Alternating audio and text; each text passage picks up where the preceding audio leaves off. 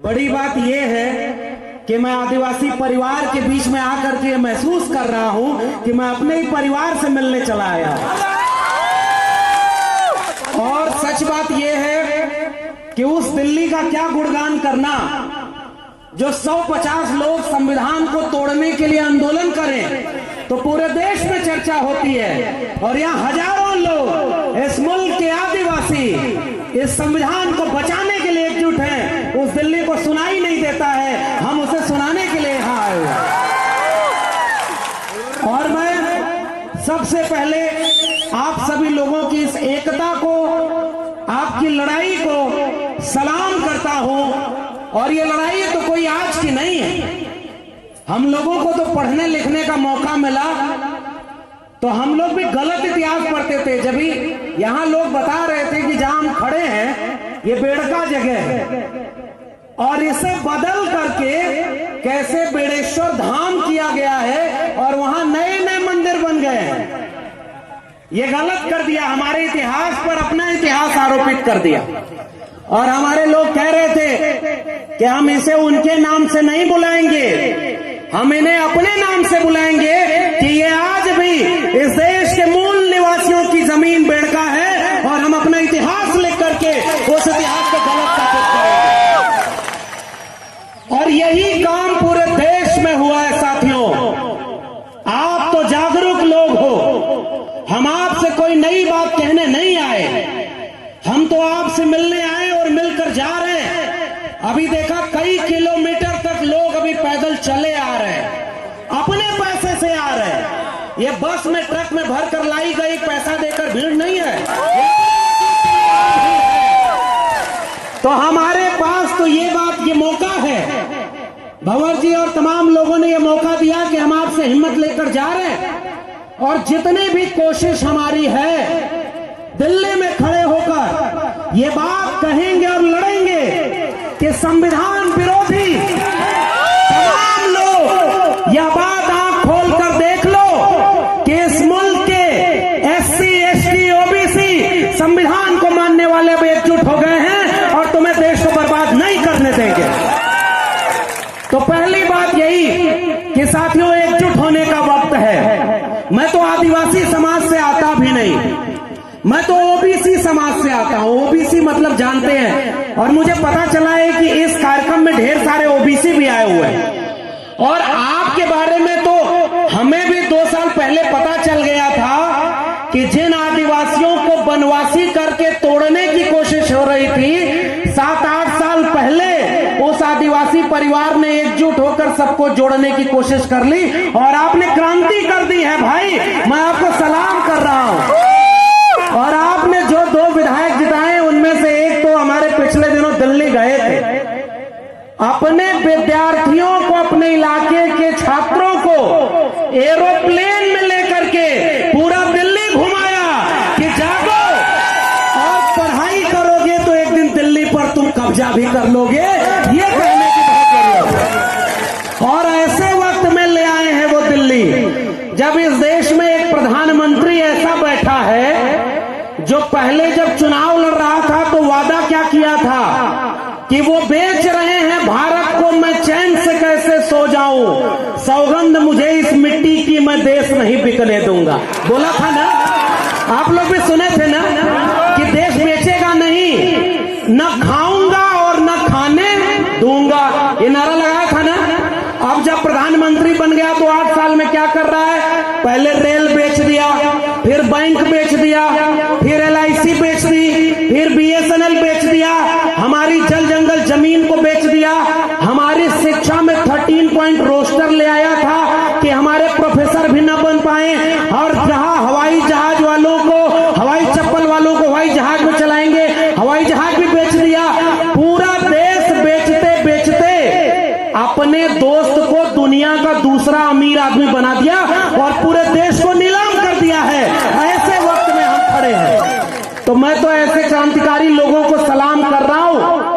आपने ऐसा विधायक चुना जो आपके विद्यार्थियों की शिक्षा की चिंता करता है। मैं तो उत्तर प्रदेश का रहने वाला हूं, वहां जो विधायक और सांसद दिल्ली और उत्तर प्रदेश में हैं, वो स्कूल और विद्यालय की चिंता नहीं कर रहे, वो शौचालय और देवालय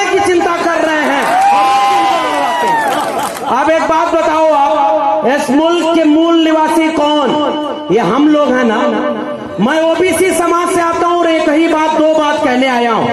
पहली बात तो शिक्षा की करने आया हूं। मैं दिल्ली विश्वविद्यालय में पढ़ाता हूं और पता है अभी परमानेंट प्रोफेसर नहीं हूं, टेम्परेरी हूं। टेम्परेरी मतलब समझ रहे हैं, वो वाला टेम्परेरी नहीं जिसमें प्रधानमंत्री भी टेम्परेरी होता है, 5 साल बाद उसको चुनाव लड़ना होता। और वो ऐसे बन गया जैसे लग रहा है पूरा देश उन्हीं का है और देश बेच दो। हम लोगों को अब परमानेंट नहीं किया जा रहा, जानते हैं क्यों?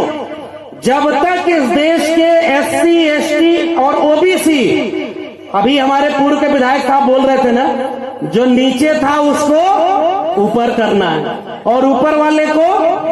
और मुझे पता चला कि बेड़का जहां पर यह कार्यक्रम हो रहा है, देश में बुलडोजर चल रहा है संविधान के ऊपर और लोगों को घरों को गिरा रहा है। बेड़का में कुछ दिन पहले बुलडोजर चल रहा था जमीन बराबर करने का, चल रहा था ना।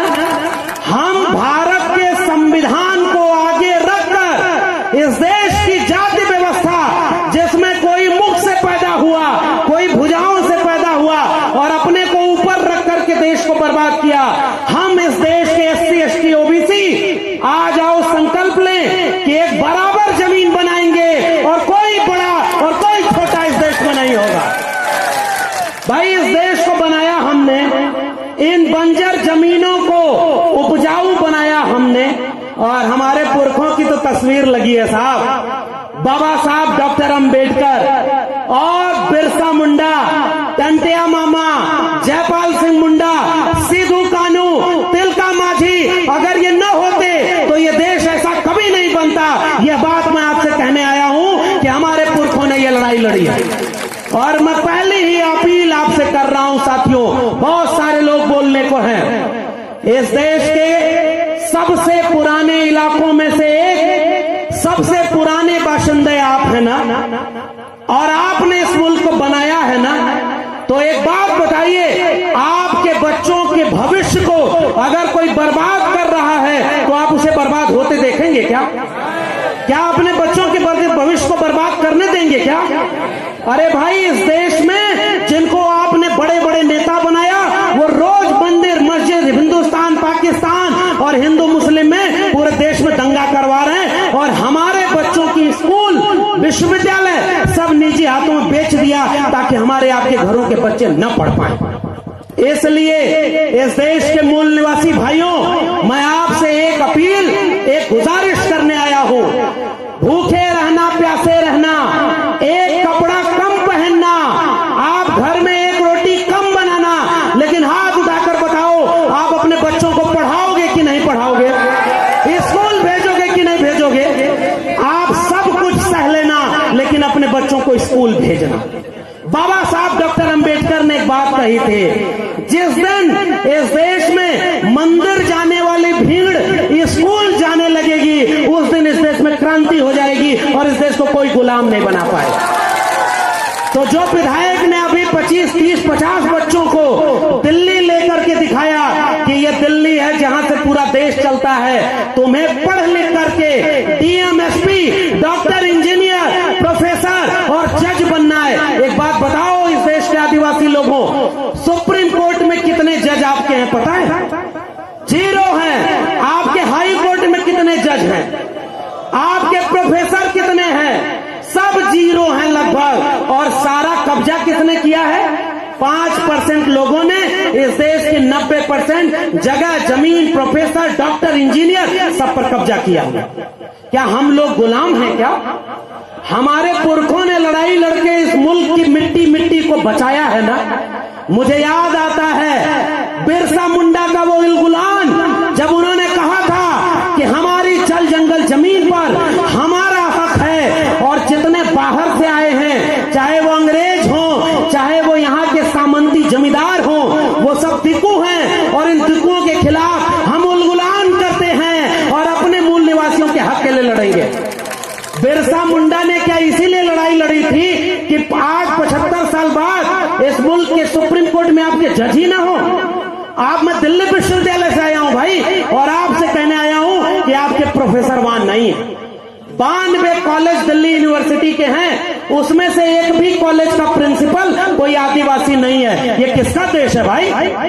न जज हमारे, न वकील हमारे, न डॉक्टर हमारे, न इंजीनियर हमारे, और रोज ये कहते हैं हिंदू मुस्लिम के खिलाफ लड़ाने के लिए।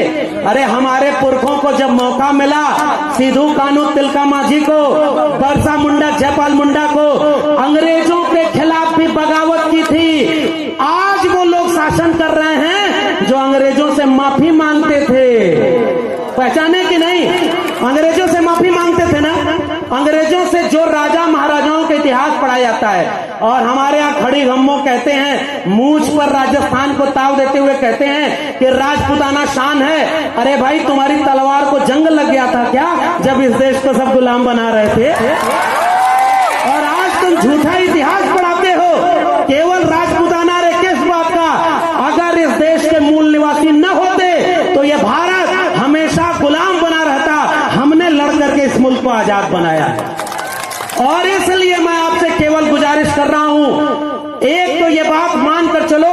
आप बताओ, आपके सरकारी स्कूल बर्बाद हो गए कि बचे? बर्बाद हो गए कि नहीं? आपके सरकारी स्कूल में मास्टर जितने होने चाहिए उतने हैं क्या? वहां बिल्डिंग है क्या? वहां पानी शौचालय है क्या? स्कूल बर्बाद कर दिया, पढ़ाई खत्म। जब पढ़ाई खत्म हो जाएगी तो बिरसा मुंडा को पढ़ेगा कौन? सिद्धू कान्हू को पढ़ेगा कौन? और भारत के संविधान को कौन पढ़ेगा? और जब आपके बच्चे पढ़ेंगे नहीं ना, तो कल को बेड़का धाम को कोई बड़ेश्वर धाम बना देगा और हम आप कुछ नहीं कर पाएंगे। शिक्षा अगर नहीं मिली तो हमारी पीढ़ियां गुलाम पैदा होंगी। इसलिए इस राजस्थान के लोगों, इस भारत के मूल निवासी लोगों, इस देश के दलित पिछड़े आदिवासी लोगों, एक संकल्प लो कि चाहे कुछ भी हो जाए, हम अपने इसको घर के लड़के और लड़कियों दोनों को स्कूल भेजेंगे और पढ़ाई करेंगे ताकि आने वाली पीढ़ी गुलाम न पैदा हो। और दूसरी अपील करके आपसे विदा लूंगा। वो दूसरी अपील केवल इतनी है कि एक चीज, डॉक्टर अंबेडकर को हम क्यों मानते हैं? अभी एक गाना बज रहा था, आनंद राय साहब बैठे हुए हैं। हम लोग बहुत पहले इनको सुनते थे कि भाई मध्य प्रदेश में कोई घोटाला हुआ, वहां वो विसल ब्लोअर हैं, जान जोखिम में लेकर के लड़ाई लड़े, और पता चला जो घोटाला करते रहा वो अमीर बनते रहा, देश को बेचते रहा, और हमारे लोगों का हक खत्म हो गया ना। इसलिए दूसरी और आखिरी अपील, हम बाबा साहब को क्यों मानते हैं? क्योंकि उन्होंने भारत का संविधान दिया। बिरसा मुंडा के बाद अगर हम सबसे ज्यादा पढ़ने लिखने वाले, मैं तो ओबीसी समाज से आता हूं, लेकिन मैं तो सीना ठोक के कहता हूं, अगर बिरसा मुंडा और जयपाल सिंह मुंडा न होते, संविधान सभा में जयपाल सिंह मुंडा खड़े होकर न बोले होते कि हम सिंधु घाटी सभ्यता के वारिस हैं, हम इस देश के मूल निवासी हैं और इसकी जल जंगल जमीन पर पहला हक हमारा है, तब ये भारत भारत न बनता। इसलिए जो संविधान बना, बाबा साहब अंबेडकर, ज्योतिबा फूले और साहू जी महाराज से लेकर के बिरसा मुंडा, जयपाल मुंडा, सबने मिलकर एक ऐसा भारत बनाया, एक ऐसा संविधान बनाया जिससे हम सब बराबर हैं। हम सब बराबर है ना। अब तो कोई मुख से पैदा नहीं होता ना, कोई भुजाओं से पैदा नहीं होता ना। अरे भाई, दुनिया में इंसान एक तरफ पैदा होते हैं, या देश ऐसा पाखंडियों का, यहाँ कोई मुख से पैदा हो रहा है, कोई भुजाओं से पैदा हो रहा है, कोई जंघे से पैदा हो रहा है। यहाँ डॉक्टर साहब अभी बोल रहे थे पाखंड इतना है, और पाखंड में देवी देवताओं के लिए लड़ाई हो रही है। एक किस्सा बस सुना दूं, नोटबंदी हुई थी ना, नोटबंद हो गई 500,000 की। एक आदमी जब पुरानी नोट बची थी तो उसको लेकर ऐसे ही किसी मंदिर में चला गया। मंदिर बनता है 5 साल पहले, और ऊपर लिखते हैं विश्व का प्राचीनतम मंदिर यहाँ। अभी 5 साल पहले बना, जमीन कब्जा करने के लिए। जमीन की लड़ाई आप लड़ रहे हैं, और वहां गया वो आदमी तो पुरानी नोट जो 500,000 की थी वो जल्दी जल्दी मंदिर के देवता को चढ़ाने लगा।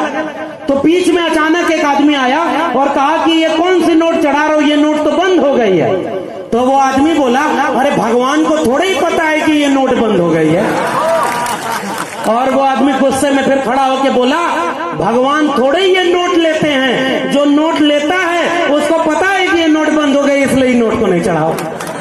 इसका मतलब देवी देवता के नाम पर पाखंड फैलाने वालों ने आपके भगवान, जो पता नहीं किसके भगवान है, उनके और आपके बीच में एक बिजनेसमैन को बैठा दिया कि नहीं, जो नोट ले रहा है कि नहीं।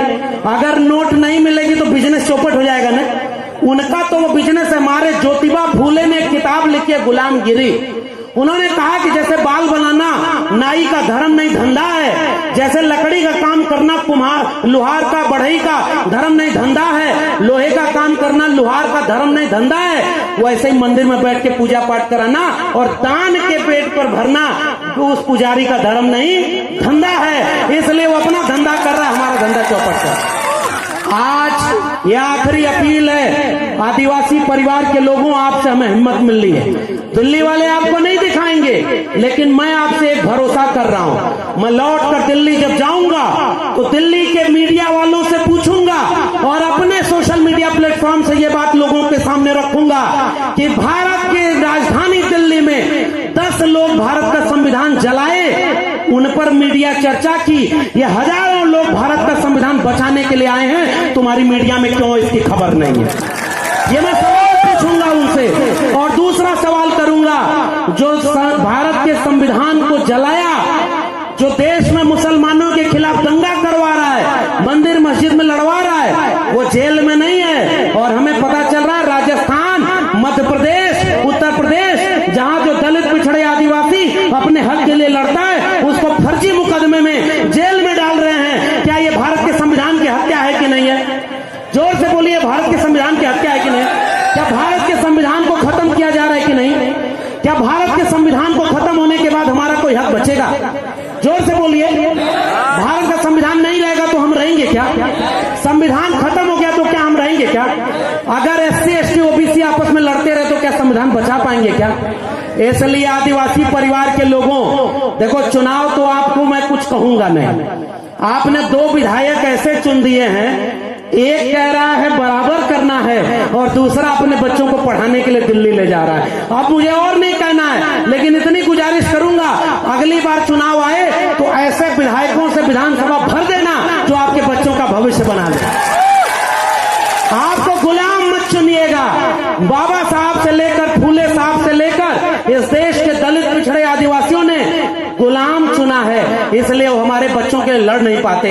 अरे ऐसे लोगों को चुनिए जो अपनी कुर्सी के लिए नहीं, आने वाली पीढ़ियों की लड़ाई लड़े। एक काम वो करिएगा। और दूसरी अपील, जब भी जरूरत पड़े, इस देश में OBC समाज से आता हूं और OBC समाज के लोग जहां भी होंगे, मैं उनसे एक बात कह रहा हूं, प्रकृति पूजा हम भी करते हैं। OBC समाज में कोई पाखंड, कोई पुजारी की जगह ही नहीं थी। हम लोग खेती किसानी करने वाले लोग, किसान कामगार मेहनत का शावाम, हम अपने खेत से पैदा हुए फसल की पूजा करते थे। हम नदी नाले और पर्वत पहाड़ की पूजा करते थे, जैसे हमारे आदिवासी करते हैं।